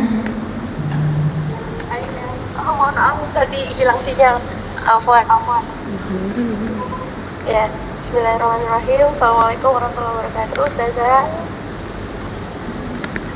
Mohon maaf ini karena sedang perjalanan deh. Hilang hidup, mohon maaf. Jadi begini saya kebetulan alhamdulillah ya baru pulang dari haji. Kami ini baru pulang haji tanggal 2 Juni ini, dan tadi masalah yang bulan haram itu saya kan termasuk salah satunya bulan haram ya. Nah, bagaimana cara tipsnya agar menjaga keistiqomahan ibadah kita setelah pulang dari berhaji, atau mungkin buat teman-teman yang belum yang sekarang sedang untuk menjaga keistiqomahan ya setelah bulan Ramadan kemarin, setelah bulan Syawal gitu ya, 11 bulan ini, bagaimana caranya kita supaya ketika ibadah ini tidak turun sekali gitu. Jadi tetap posisinya kalau bisa naik alhamdulillah, tapi ketika mungkin sedang futur ya, atau mungkin sedang kondisinya tidak kurang semangat, tidak turun sekali. Sekian Ustazah. Assalamualaikum warahmatullahi wabarakatuh. Langsung ya Kak. Ya, jazakallah khair Ibu untuk pertanyaannya, barokallah. Baru pulang haji ya Bu ya, hajan mabruran wa sa'yan mashkuran wa tijaratan lan tabur wa zamban maghfuran, amin ya Allah ya rabbal alamin. Barakallah Ibu. Mudah-mudahan Allah juga segera mengundang kita semua ya Kakak Ibu sekalian untuk haji dan umrah ke Baitullah. Baik, Masya Allah, betul sekali ya, untuk menjaga keistiqomahan itu bahkan Rasul Shallallahu Alaihi Wasallam pun ya mengatakan bahwa istiqomah itu adalah perkara yang sulit. Saking sulitnya itu Rasulullah tuh sampai beruban. Tapi sulitnya itu ketika Rasulullah harus membantu umatnya untuk beristiqomah. Ketika perintahnya itu Rasulullah doang yang harus istiqomah, Rasulullah bilang ini berat nih, tapi insya Allah bisa, aman. Tapi ketika perintahnya Rasulullah dan umatnya ya, harus beristiqomah kata Allah di dalam Quran surah Hud ya, dan beberapa surah lainnya. Nah itu Rasulullah mulai ubanan ya, sampai beruban saking sulitnya. Tapi ubannya Rasulullah itu bukan yang banyak, hanya terlihat beberapa helai saja. Beberapa helai lebih banyak dari biasanya. Apalagi kita ya kakak ibu sekalian, pasti istiqomah itu adalah perkara yang sangat berat sekali ya bagi kita. Tapi kalau kita lihat dari katanya ya, istaqama yastaqimu itu kalau sudah pakai alif sin ta ya, alif sin dan ta itu tuh kayak kita tuh meminta kepada Allah, sama kayak istighfar yastaghfiru. Istighfar itu artinya kita meminta ampunan. Istiqomah pun sama, berarti apa? Kita meminta apa? Meminta agar dikuatkan. Dari kata qoma yakum itu berdiri ya, dikuatkan dalam apa? Dalam ibadah, dalam iman Islam. Berarti poin pertamanya itu, untuk kita beristiqomah kita harus minta dulu sama Allah, minta diistiqomahkan. Sebenarnya itu dalam satu hari minimal 17 kali kita minta keistiqomahan ya kan kepada Allah. Apa permintaan kita di dalam Quran surah Al-Fatihah? Ihdinas siratal mustaqim. Ya Allah, tunjukkanlah kami jalan yang lurus. Nah itu sebenarnya kita sedang meminta keistiqomahan kepada Allah. Tapi permasalahannya, terkadang ketika kita sedang sholat, ini sepertinya saya agak menyambung ke pertanyaan yang pertama di chat ya, tentang sholat khusyuk. Saya izin agak ini ya ibu sekalian menjawab. Jadi permasalahannya ketika kita sedang sholat itu, kita tidak menghadirkan hati kita tidak khusyuk ya dengan tadi bacaan sholat ya. Sesederhana, bukan berarti berarti saya kalau sholat itu saya harus tahu arti bacaannya. Minimal setiap gerakan itu kita tahu, minimal itunya aja. Allahu Akbar. Coba Allahu Akbar artinya apa kakak ibu sekalian? Allah Maha Besar. Berarti ketika kita bilang Allahu Akbar dan tadi itu menjadi rukun, artinya Allah tuh pengen kita tuh sadar Allah nih yang Maha Besar. Bukan masalah kamu, bukan pekerjaan kamu, bukan siapa deh, siapapun ya yang kamu takutkan, enggak, tapi Allah. Itu dulu. Kemudian apa? Sami'allahu liman hamidah. Ya kan? Sami'allah. Sesungguhnya Allah itu mendengar. Allah mendengar siapa? Liman hamidah. Siapa yang memujinya. Jadi ketika kita bilang subhana rabbiyal azim atau ketika kita bilang subhana rabbiyal a'la, itu sebenarnya Allah tuh sedang mendengar hambanya sedang memuji Allah. Tapi masalahnya kita khusyuk enggak? Kita sadar enggak nih kalau Allah itu sedang mendengar kita? Nah karena kita enggak sadar, akhirnya membuat sholat kita itu sekedar menggugurkan kewajiban ya, sekedar menggugurkan ya perintah Allah aja. Coba kalau kita sadar, Sami Allahu liman hamidah, oh Allah ini lagi dengerin aku ya, apa permintaan aku. Makanya kalau kita belajar sholat khusyuk tuh kadang-kadang kita tuh ini bu, hati kita tuh tiba-tiba pengen nangis gitu kan, padahal ayatnya nggak ayat yang sedih sama sekali misalnya, atau kita nggak ngerti ayatnya gitu, tapi karena hati kita itu udah hadir, Masya Allah gitu. Jadi karena hati kita udah hadir, kita sadar bahwa kita sedang berhadapan dengan Allah yang Maha Kuasa Maha segalanya, hati kita tunduk, hati kita tuh taat. Sholat kita itu bukan sekedar menggugurkan kewajiban. Jadi mungkin poin pertama ya untuk kita beristiqomah tadi, pertama kita harus meminta kepada Allah ya, karena tiada daya dan upaya kecuali dari Allah. Mau sekuat apapun kita puasa gitu ya, puasa gitu. Tapi kalau kita nggak minta nih sama Allah dikuatkan ya, diberikan keistiqomahan ya, kita puasa tapi kita sambil misalnya temperamen gitu, sambil marahnya itu nggak hilang gitu.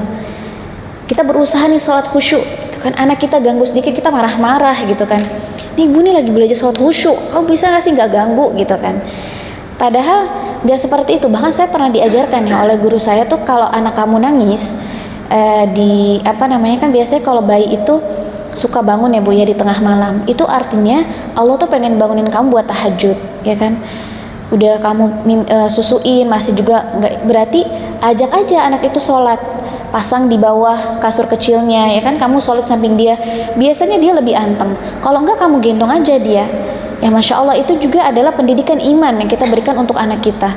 Begitu juga ketika misalnya anak kita yang kecil nih, misalnya di usia TK-nya atau SD ya, awal SD-nya masih suka rewel, kita sampaikan, "Dek, ibu mau sholat, jangan berisik ya." Kita sampein dulu gitu.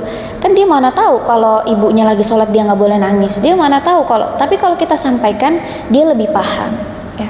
Dan apalagi kalau misalnya ketika ibunya sholat nih, dia ngelihat ibunya lebih tenang, ya kan, nggak marah-marah kalau lagi sholat ya. Bisa jadi dia lebih senang kalau ibunya sholat, terlihat lebih tenang, abis sholatnya juga lebih tenang. Hal-hal ini hanya bisa didapatkan kalau kita sholatnya khusyuk. Bayangkan kalau kita sholat nggak khusyuk, begitu salam, assalamualaikum warahmatullahi wabarakatuh, udah langsung ya gantung mau kena, ngerjain lagi yang lain. Ya.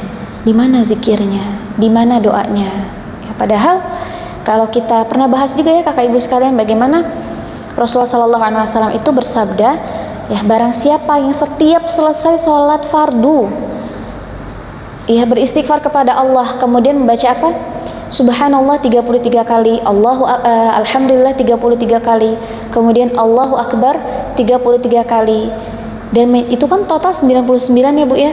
Dan menyempurnakan hitungannya menjadi 100 hitungan dengan bacaan La ilaha illallahu wahdahu la syarikalah lahul mulku wa lahul hamdu wa huwa ala kulli syai'in qadir, maka akan diampuni dosa-dosanya walaupun dosa-dosanya itu sebanyak buih di lautan.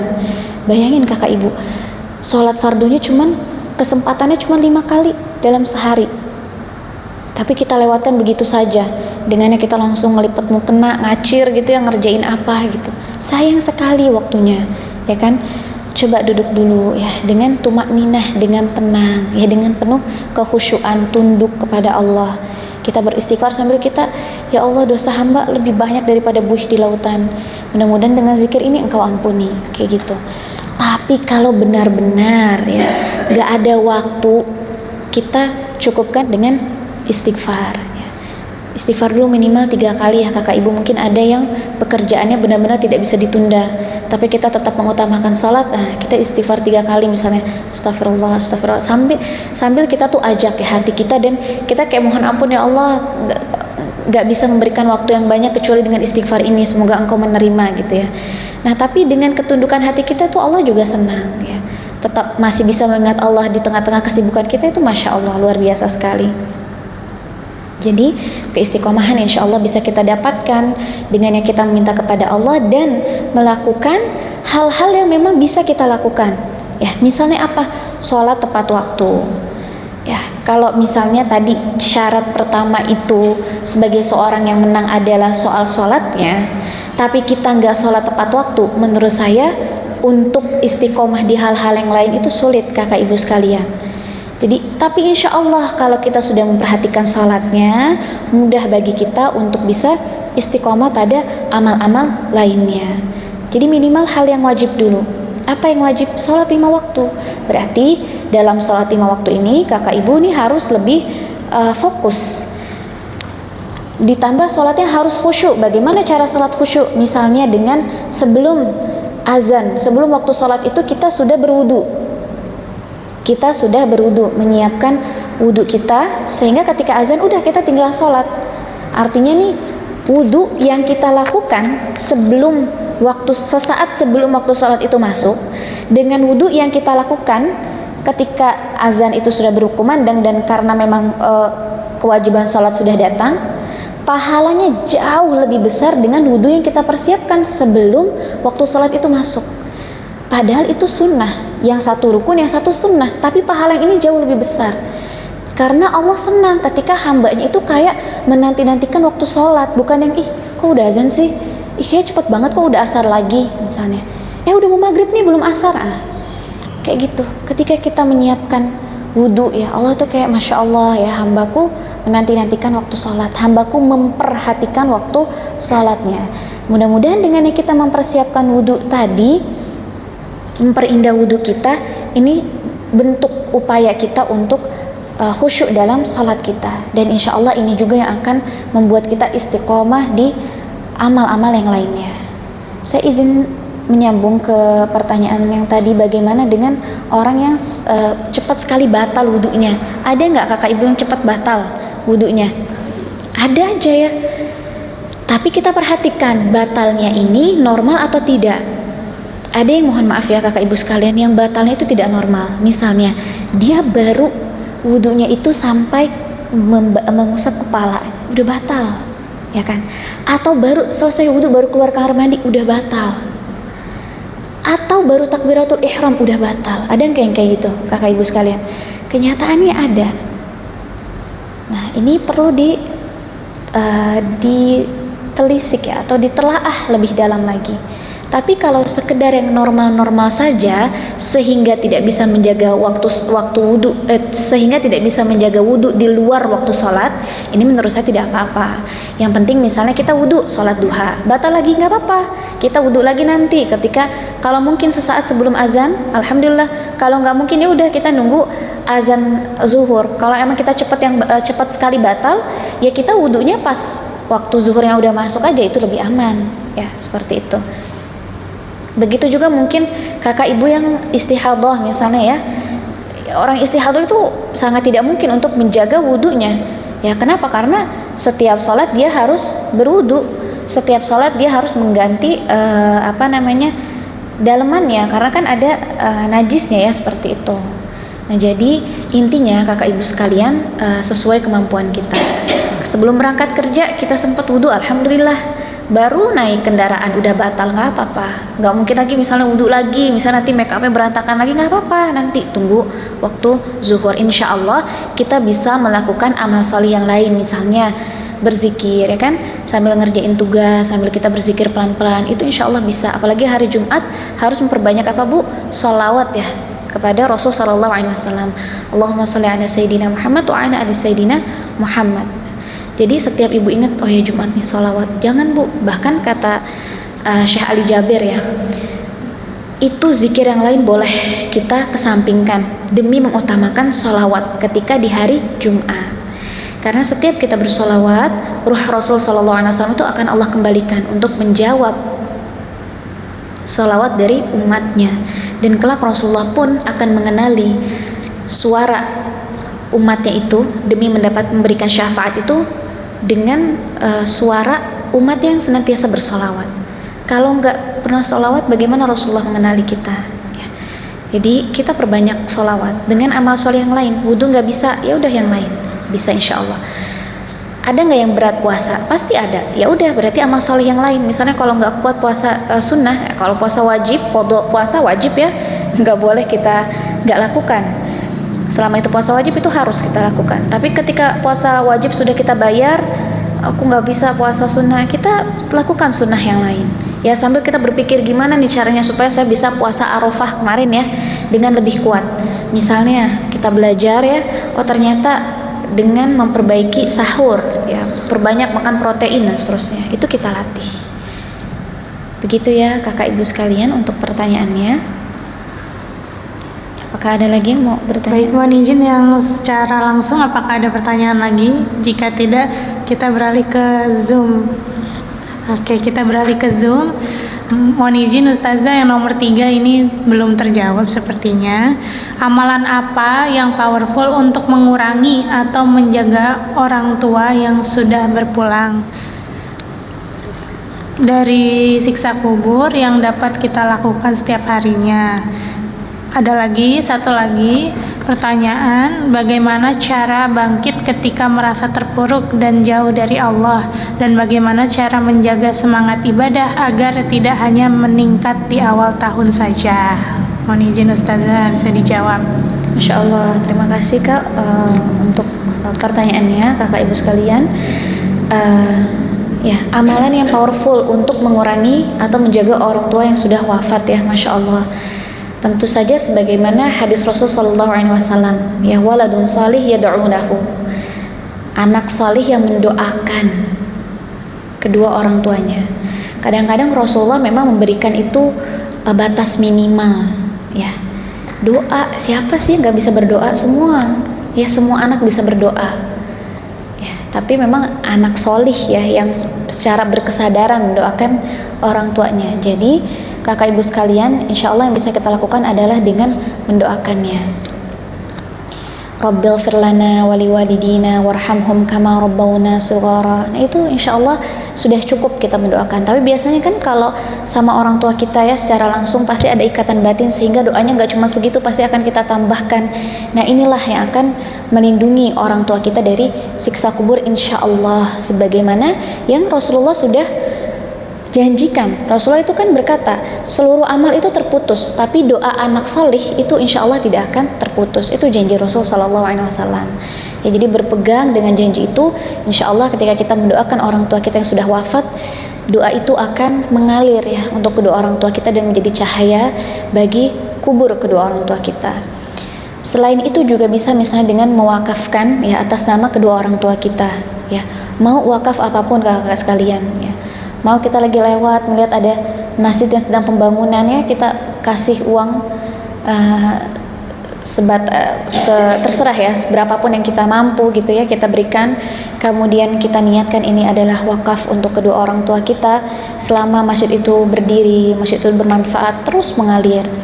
Ada juga sekarang kan yang sering ya saya lihat itu, tapi tetap harus melihat sumbernya ya, kayak misalnya wakaf sumur ya, air itu kan masya Allah manfaatnya luar biasa. Al-Quran ya, yang digunakan di masjid seperti ini ya, masya Allah. Tapi tadi tetap memperhatikan kemana wakaf itu kita salurkan. Semua yang kita niatkan untuk kedua orang tua kita, insya Allah itu berasal dari jiwa anak yang solih, dan pastinya berarti itu insya Allah akan bermanfaat untuk kedua orang tua kita di dalam barzakhnya, di alam kuburnya, seperti itu. Allahu a'lam. Berikutnya untuk cara bangkit ya dari perasaan terpuruk dan jauh dari Allah ya, masya Allah. Kakak ibu sekalian, merasa jauh dari Allah itu adalah perasaan kita, sedangkan Allah itu sangat dekat sekali dengan kita, bahkan lebih dekat dari urat nadi kita. Jadi caranya adalah dengan langsung aja kembali kepada Allah yang sudah menunggu-nunggu kita kembali. Dengan cara beristighfar kepada Allah ya. Beristighfar itu kan mohon ampun sama Allah. Terus misalnya itu kita tambahkan ya dengan sholat sunnah di waktu duha. Misalnya itu kita sadar di waktu duha kita sholat duha ya, kita sholat duha sambil kita mohon ampun sama Allah ya kan. Kemudian tahajud itu adalah, tahajud itu waktu yang paling powerful sekali untuk seseorang itu bermunajat kepada Allah, mengakui dosa-dosanya. Karena kalau kita tidak melakukan pengakuan dosa ya kepada Allah, ini khawatirnya mudah bagi kita untuk kembali ke dosa itu. Tapi ketika kita menyampaikan, ya Allah kemarin saya khilaf, saya melakukan ini itu dan seterusnya gitu ya Allah, mohon ampuni ya Allah gitu ya, di waktu yang sangat intim sekali ya, di malam hari itu kan jarang sekali ada orang yang bangun, tapi kita bangun. Dan di sepertiga malam terakhir itu kata Rasulullah SAW, Allah itu turun ke langit dunia. Kata Allah, barang siapa yang meminta akan aku beri, barang siapa yang mohon ampunan akan Allah ampuni. Itu sedekat itu Allah sama kita ya, dibandingkan waktu-waktu yang lain. Maka hidupkan sepertiga malam terakhir untuk lebih mengobati perasaan ya, mengobati perasaan kita. Kalau istighfar, kalau mohon ampun itu bisa kapan aja.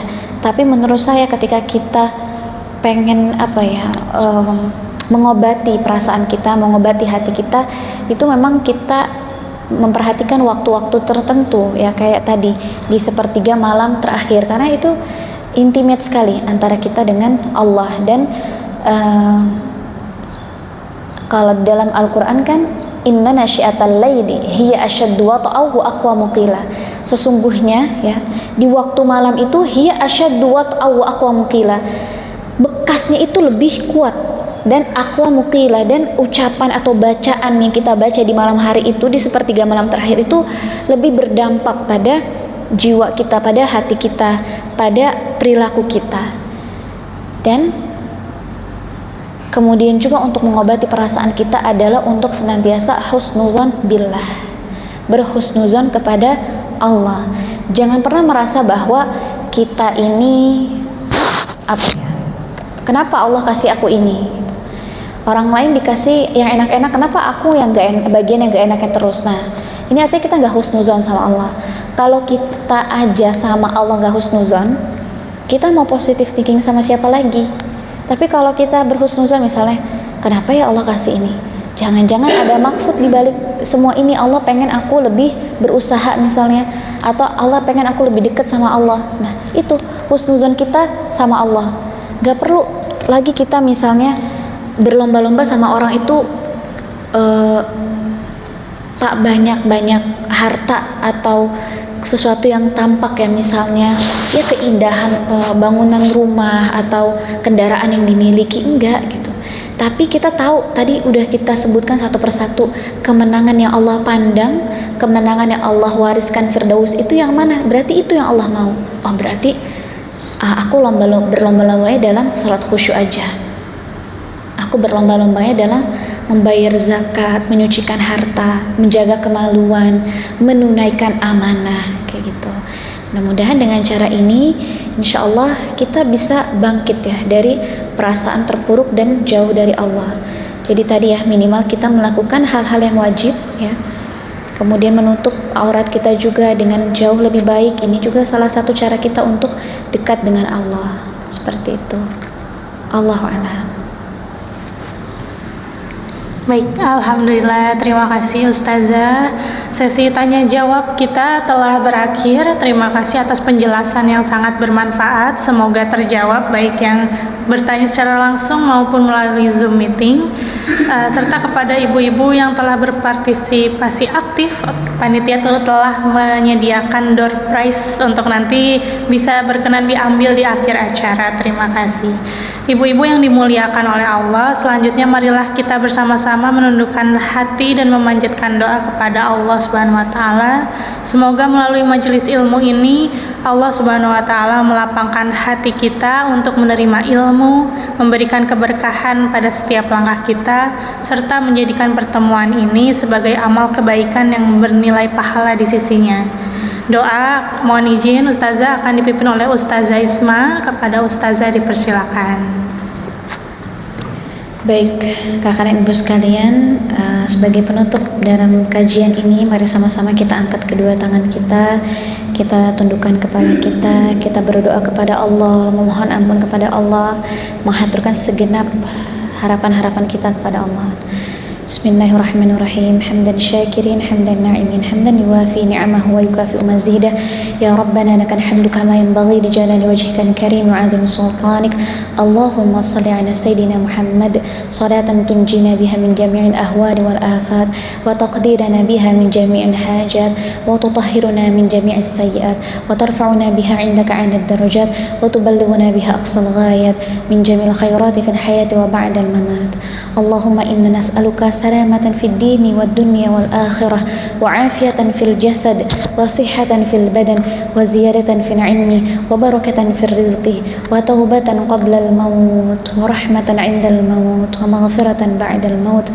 Allahumma hawwin 'alaina fi sakaratil maut wan najata minan nar wal 'afwa 'inda al hisab. Rabbana la tuzigh qulubana ba'da idh hadaytana wa hab lana min ladunka rahmah innaka antal wahhab. Rabbana hab lana min azwajina wa dhurriyyatina qurrata a'yun waj'alna lil muttaqina imama. Allahumma ij'alna wa dhurriyyatana min ahlil Qur'an alladhina hum ahluka wa khassatuka ya Allah. Allahumma kfina bihananika an haramika wa aghnina bifadlika amman siwak. Allahumma arinal haqqa haqqan warzuqna ittiba'ah wa arinal الباطل باطلا وارزقنا اجتنابه. اللهم ارزقنا زيارة الحرمين حجا وعمرة يا رب العالمين. ربنا اغفر لنا ولوالدينا وارحمهم كما ربونا صغارا. ربنا آتنا في الدنيا حسنة وفي الآخرة حسنة وقنا عذاب النار. وصلى الله على سيدنا محمد وعلى آله وصحبه وسلم. سبحان ربك رب العزة عما يصفون وسلام على المرسلين والحمد لله رب العالمين. Alhamdulillahirrabbilalamin. Semoga doa yang telah dipanjatkan dapat diijabah oleh Allah Subhanahu wa taala dan membawakan keberkahan bagi kita semua. Baik, terima kasih kepada ibu-ibu sekalian. Semoga momen kebersamaan pada pagi hari ini dapat menjadi kenangan yang indah sekaligus mempererat silaturahmi antara kita semua. Akhirnya sampailah kita di penghujung acara kajian pada hari ini. Untuk menutup majelis ilmu pada hari ini, marilah bersama-sama kita melantunkan doa kafaratul majelis. Subhanakallahumma wa bihamdika asyhadu an la ilaha illa anta astaghfiruka wa atubu ilaih. Saya selaku pembawa acara mengucapkan terima kasih yang sebesar-besarnya kepada ustazah, kepada ibu-ibu jemaah yang sudah hadir secara langsung dan melalui Zoom meeting. Setelah ini yang hadir secara langsung, kita akan melakukan sesi foto bersama. Ustazah, mohon izin. Saya Bella Wulandari mewakili panitia yang bertugas, mohon maaf sebesar-besarnya. Akhir kata, wassalamualaikum warahmatullahi wabarakatuh.